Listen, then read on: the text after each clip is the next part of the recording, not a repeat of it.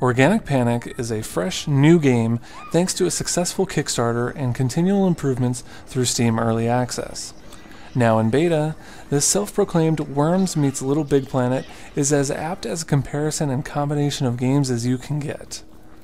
Developer Last Limb has introduced anthropomorphized fruits and vegetables as playable characters, with meats and cheeses set as the enemy.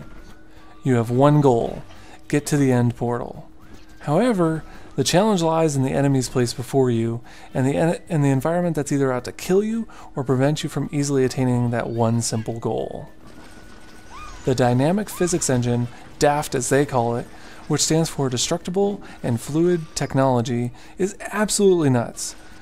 Examples of this are wood that's burning can be put out by water, metal conducting electricity, and ice melting down to water. It's entirely possible to bone yourself from completing a level or just outright kill yourself instead of the enemy. But the environment itself can be a weapon, like to cut down a tree to squish your enemies. The fluid dynamics of water is entrancing, and being able to see the way that water splashes off of objects or the way it breaks through the surface tension is amazing in motion. Early levels have you playing as a solitary character and learning how they play individually.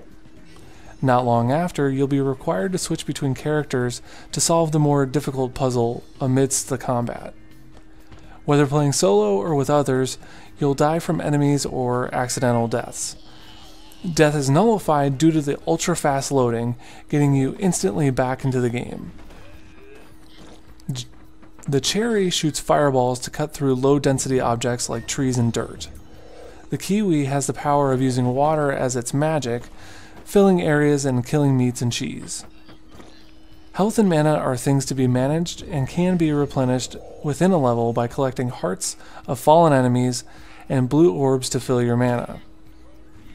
There's a neat little story in comic book-esque form that you can watch in each section before diving into the gameplay. They're funny and interesting, but they aren't really needed. I am glad that they are there anyway. Using a controller feels best here, as you'd expect, but the keyboard works just fine. Both are incredibly responsive to player input no matter which you choose. Last Limb has put a level editor into the game for the more maniacal. You can build your own levels with the same tools the developers are using. Other modes other than single play is 2-player for co-op and versus. The versus mode isn't implemented just yet. Organic Panic is coming together very nicely. It has quirks here and there, but this is why it is on Steam Early Access.